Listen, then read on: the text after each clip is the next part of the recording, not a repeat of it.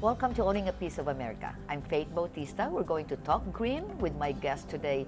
No need for censorship though. No dirty jokes, just a lot of information about how you can save money by converting your house into a greenhouse through Energy Upgrade California. My guests today have both green expertise. Rolando Macias is a senior loan consultant specializing in energy efficiency mortgages, and John Herrera is the National Association of Realtors Green Designated Realtor. Welcome to the show, gentlemen. Thanks for having us. So let's talk about green. I'm also a realtor. We do a lot of home buying workshops, but I've really never heard about a green mortgage or green energy efficient mortgage. Tell us about it. Well, you know, the program for FHA has been around since the early 90s. So it's a program that allows you through an energy audit to find out what work needs to be done to your house to make it more energy efficient. So what we get to do is we get to finance all that work into your first mortgage. A lot of people think it's a second or something, but it's the same mortgage that you have on your first is all inclusive of the energy upgrade. So what's the importance of this energy efficient upgrade? The importance of the energy efficient upgrade is to help the consumer reduce utility consumption, create a healthier, comfortable home for the children and the family. Those are the main goals of the rebates and incentives to make these sustainable homes. Reduction of utility consumption, create a healthier environment for your family. But how would they know that they would need even that? Well, you know, I've been lending for 25 years, and in Southern California, most homes, a large portion of the homes, are all built in the 40s, 50s, 20s, 30s. So they never had standards for energy efficiency back then. That didn't start till 1978. So basically, any house you buy, pretty much, is going to need some kind of energy work to make the house more energy efficient. So Roland, if I'm going to ask you, I want to buy a house, you will tell me that this house needs an energy upgrade. And then what if they're qualified only for like 500,000 and to upgrade this, it's going to need another 20, 30,000. How would that work? Well, the great thing is every program allows for energy efficient mortgage component. VA, FHA, conventional. FHA, in the case you're talking about, if you qualify for 500,000 and I have to add 20,000 to do the upgrades, HUD doesn't calculate that extra 20 in your debt ratios. They know that the improvements that you're going to make on your house are going to lower the utility enough to offset the added mortgage costs. It's a great program. And then you said that they get rebates, right? So talk to me about that. If it's going to cost them $15,000 to upgrade their property, how much rebates do they get, and how hard is that to get a rebate? Well, the important thing is to use an Energy Upgrade California contractor because they know how to find those rebates. You know, a lot of clients say, you know, my uncle does this. I said, well, you can use them. It's got to be a contractor and everything, but if you want the Energy Upgrade California contractor, Energy Upgrade California rebates, you'd have to use a contractor that's vetted through Energy Upgrade California and knows how the program works. That's right, because right now for California, there's a program called Cool California, Upgrade California, and I know Governor Brown is really want to make sure that we're going to go green in 2020, and there's ads out there. So, but are really people taking advantage of this? I mean, and how would they know? Well, you know, unfortunately, a lot of lenders don't offer it. They don't even let the client know that this exists. So that's why I love doing programs like this to let people know you have to ask for it. And once you ask for it, they'll do their research, and believe me, it can easily be done and not back up a real estate transaction. But you have to have the right team.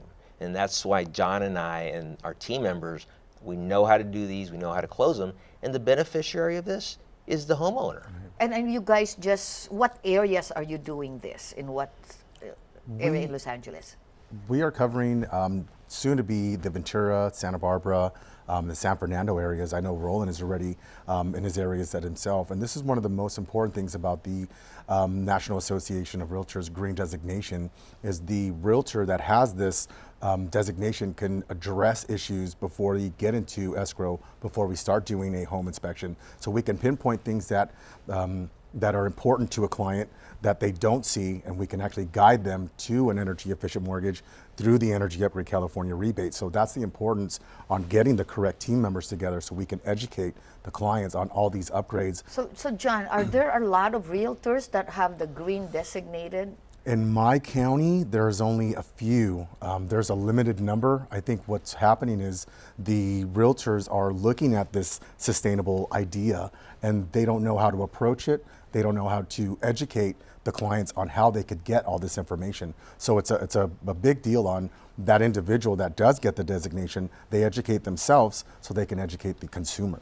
Absolutely. I think green designation is very, very important. Very. And then, Roland, for the mortgage officers, are there a lot of green energy efficient mortgage products out there?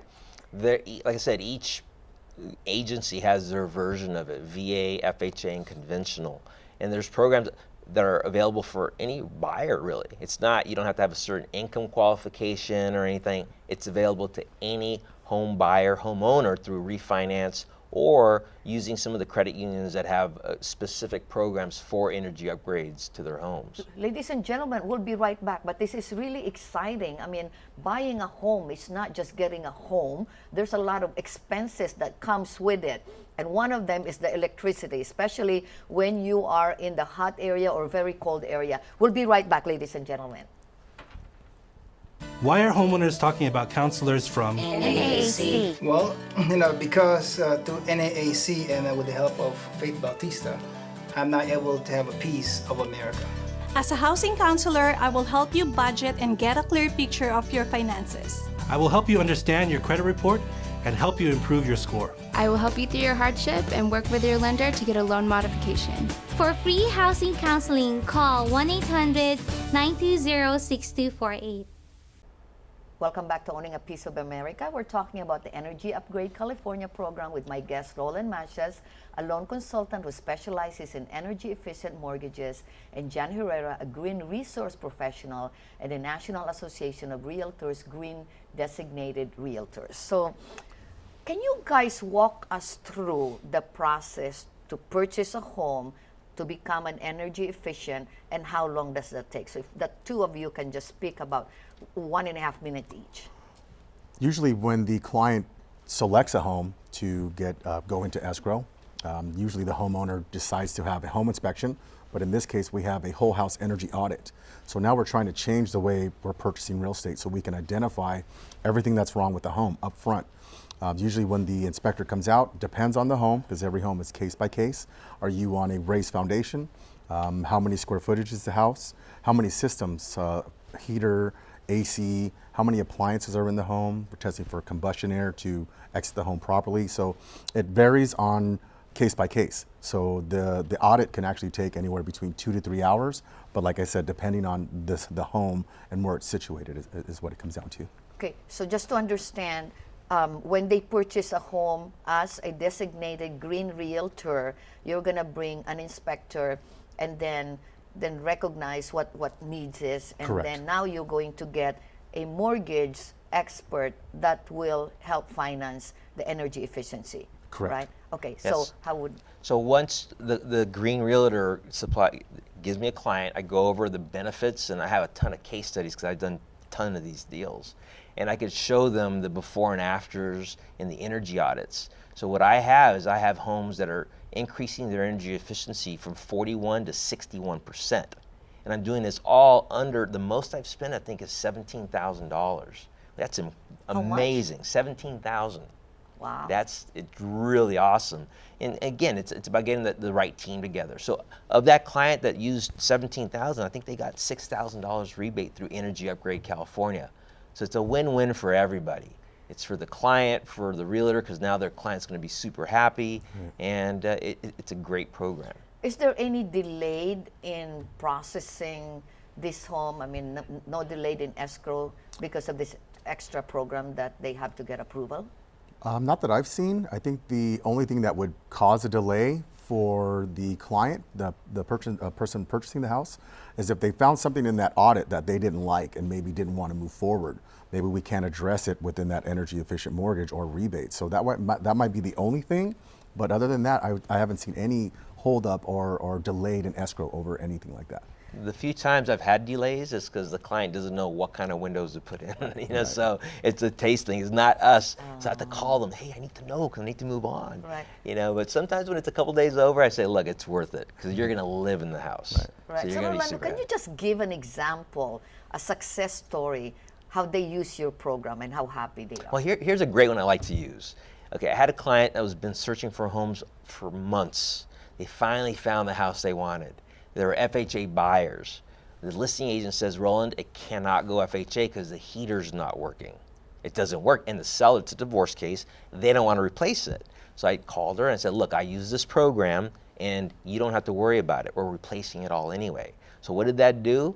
It allowed my buyer to buy their dream home, where if they wouldn't have known about this program, they would have had to skip that house and go get another house. That's right. So it's great for listing agents, for buying agents, and for buyers. It's a win-win for everybody. And give me an example also of how they were denied Denied. of getting the funding and that they have to move on because this is too much of energy efficient that they have to do. Well, here's the thing. It rarely happens. What happens more is I say, look, you can replace everything. You want to do it? And they go, I don't know if I wanted to replace everything.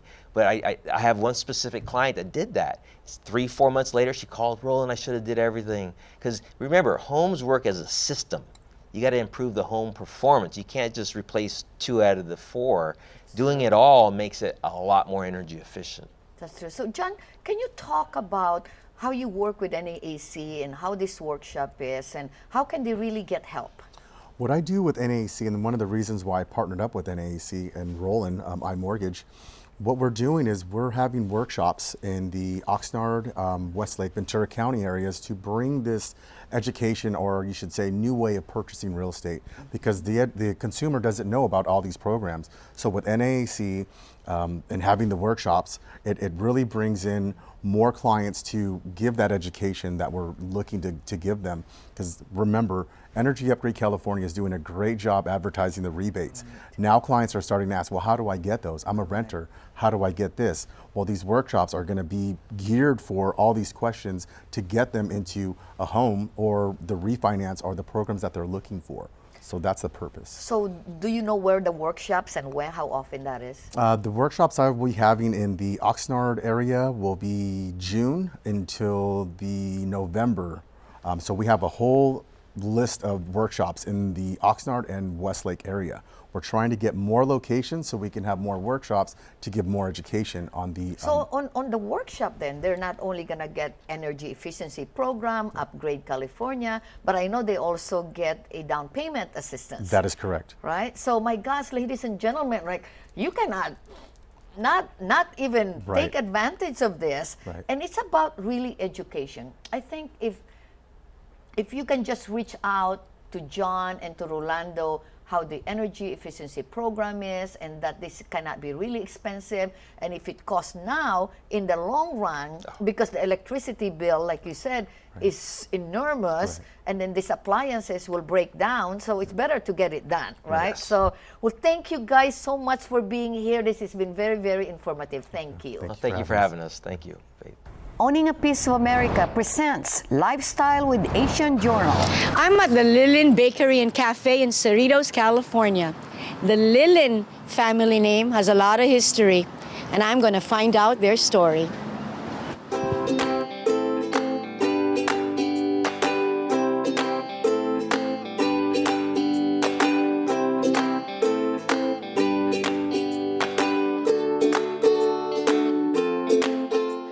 I'm in Cerritos, California, and I'm in one of the most popular places as far as Filipinos are concerned. It's called the Lilin Bakery and Cafe here in Cerritos. And if you can see the logo, it says L. You know why L? Not only for Lilin, this is going to be a very long story. L for long.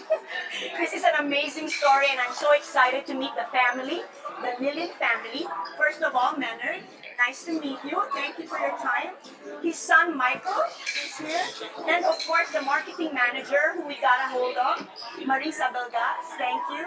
And thank you for the food. It was delicious. I'm going to start with a very simple tagline. Your grandfather, your great-grandfather came from China on a boat. Let's just start with that. Neneng, Okay. he came from? Well, he came from China, and then of course, at that time before, there was no directions where the boat will be going. So he eventually ended up in the Philippines. So And Michael, I mean, when you heard that story, I mean, Yeah, it was a really interesting story to know, like, really where we came from, and if things happen a different way, how would the future end up? You know what I mean? tell me a little bit, Michael, about how your grandfather, coming from just a boat, but had that entrepreneurial spirit that you were talking about. Oh, yeah, it was really amazing. What my grandpa used to tell me about my great-grandfather, Yeah. he came to the Philippines as an orphan from China. And he had that intuition to know that was during Spanish time in the Philippines. And he knew if you want to get somewhere in life, you have to go and learn Spanish. He speaking Spanish. And actually, that's who he married, was the Spanish teacher's daughter. It's funny. Wow, And really? yeah, so And then your dad, that's where your Yes. and your dad enter picture, Maynard, right? And I heard you guys were pretty spoiled. You were spoiled brats over there, Maynard. Before in the Philippines. well, not really, but it's a good life. Yes, yes. And you cannot say, or I cannot say that we are spoiled. But work because- hard always. Yeah? Because my mother was very strict, Uh-huh. so she always made sure that we are studying every day. So, That's right. but yeah, when we came here in 1970, it was just me and my brother, and You were teenagers, right, Mike? They were I was about 15 years old, and it was just me and my brother living together here in the great land of U.S. Yeah, So it was fun. yeah. And you had humble beginnings. You started like after there was the Marcos regime, Yes. and funds were cut off. Tell me about that. Yeah, well, we came here in 1970, and in 1972, when martial law was declared, Yeah. all the fundings that we were getting from my father Yeah. stopped, Yeah.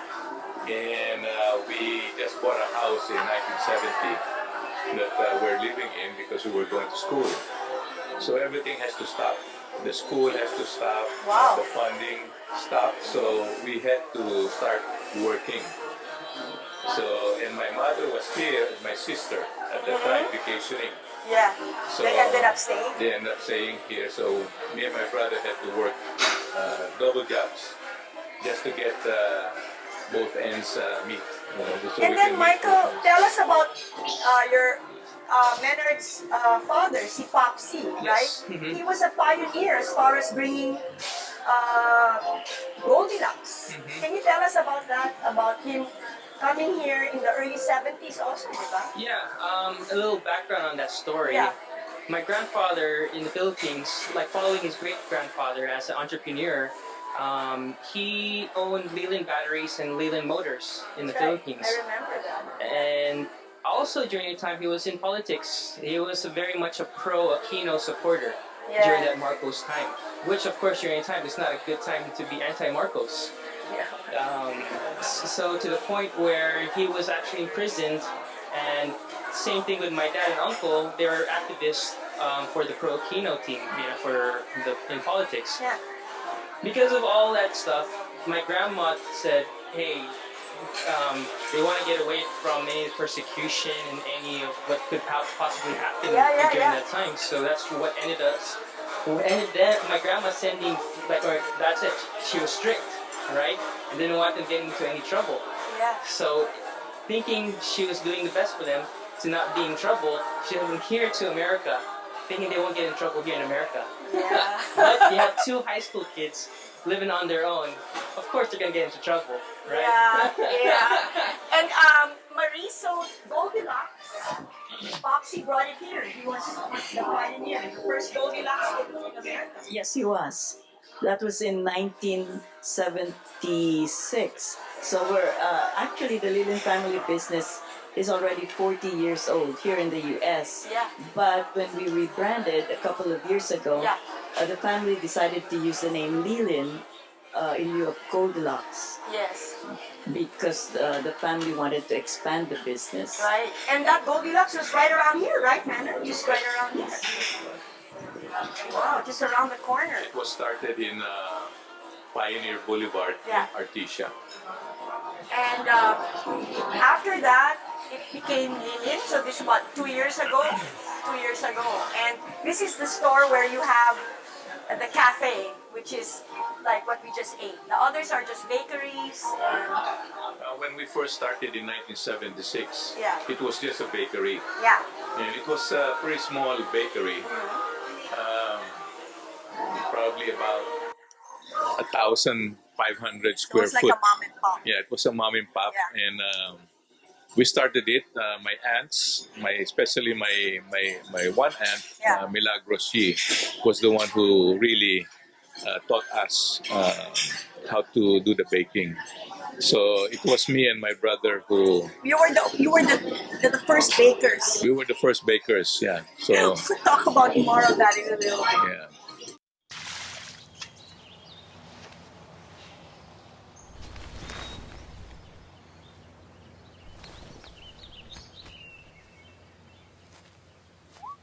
Smokey just gave me a bear hug. Michael, you're the future. Yeah, this is the present, the future. Well, what do you envision Lilin to be? I mean, I know there's a lot going on, but can you give us a couple of your visions for something like Lilin, your family? Well, for me, it's really even beyond just our business. Yeah. I really have a real passion for Filipino culture and Filipino food. I was born and raised here, so I've seen in our communities, Yeah. the Filipinos make up the largest Asian demographic here in California, and Filipinos are represented in all aspects of the community, in entertainment, in sports, in government, in day-to-day, everyday life. Yeah. But the one thing I've noticed is we've been behind in food, which is crazy to me because I believe that Filipino food is the best food in the world. Nowhere can you get that mix of Spanish, Malay, American, Chinese, all in one melting pot, which is a big representation of our culture. Yeah. And me having children, it goes beyond like where are the next generation gonna experience Filipino food? And you are the chief financing officer of Yes. all the Lilins. And Yes. can you talk a little bit, Leonard, about Goodness, GCOC, your Goodness Corporation of California? Well, Goodness Corporation of California actually is the production facility for the Lilin Bakery and Cafe. And this is where we manufacture or bake all our good bakery stuff and some of the hot foods that we serve in Lilin Bakery. And I heard that you've expanded, you're distributing all over the country now, all over America. Yes, we are. We're so fortunate. Yeah. Our wholesale department is really making headway in the mainstream America. That's So- fantastic. And maybe because of that, your vision will come true where people are going to be more exposed to Filipino culture via the food. Exactly, and that's I got what it's it. all about. Yeah. And then just having that pride of how good Filipino food, and that's what we just want to express, is how good Filipino food is. Because it's about time, a paradigm shift, where someone says, hey, try this, you'll like it. because with anyone, it's not just about this lumpia, but it's so It's lumpia more than and lumpia. pancit. It's more. Filipino food Yeah. is so diverse Yeah. and so I amazing. can see the passion in you Yeah. when you talk about it. Yeah, and not just in this, and also in our bakery and our pastries. Yeah. Our ube breads and our ensamadas and our mamons. Now and- you bring back you bring that. I wanna really. This is the first time I've interviewed a company where Leonard, you have this like a mission where most of your ingredients you get from the Philippines, so you can give back. I really love that. Can you talk about that? About your coconut sugar, and can you talk about the ube and Well, we always feel that our roots are still in the Philippines. Yeah. And our heart is still in the Philippines. So we try to help as much as we can Yeah. For the Filipino farmers, for the Filipino businesses. And you're giving them a lot. How many Yes. pounds of ube do you get from there? You were mentioning earlier. Right now we're doing at least 30,000 pounds of ubi that's coming from the Philippines. And that's just ubi alone. And then your coffee. Talk about We your have- barang. It's well- so good.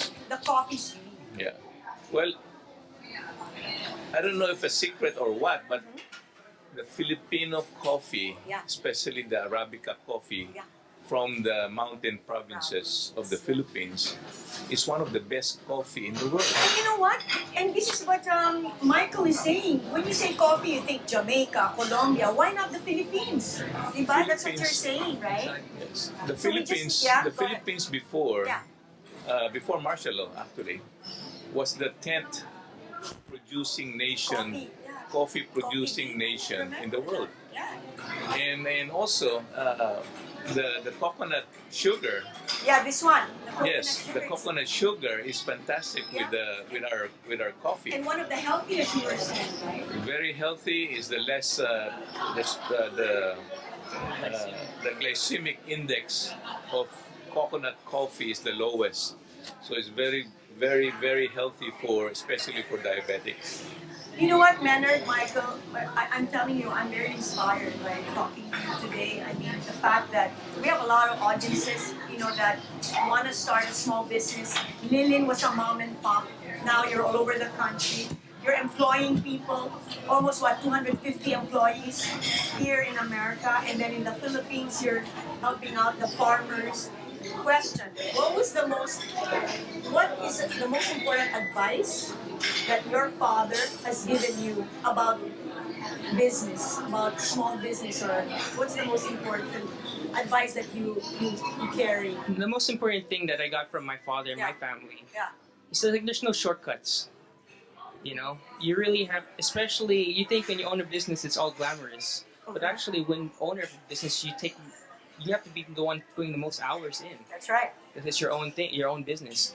So it's all about hard work. Yes. Of course, working capital Yeah. is very, very important, and having a passion. So For you what have that you do. passion. Yeah. That's the key. Yeah. Is having that possibility of what you want to do, and you start from that passion. Yeah, Leonard, what was the most important thing your father, Popsy, what your father taught you about business? Well, it's always there's no secret. It's always hard work. Yun talaga. Yun Yeah. talaga bottom line. There's no what do you call Shortcut, this? like what- Shortcuts. what- There's no shortcuts about it. You need to be there. I'm always there.